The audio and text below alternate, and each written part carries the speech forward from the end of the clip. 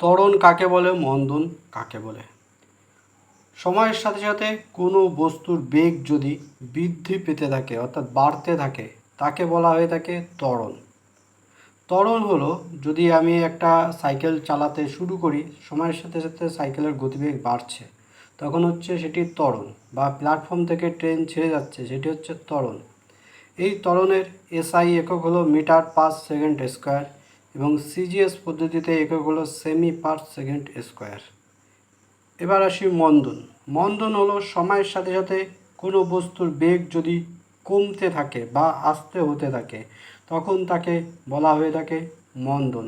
যেমন প্ল্যাটফর্মে ট্রেনটি ঢোকার সময় আস্তে আস্তে ব্রেক কষে গতিবেগ কমাবে, অথবা সাইকেল থেকে নামার সময় আমরা আস্তে আস্তে বেগ কমিয়ে তারপরে নামবো।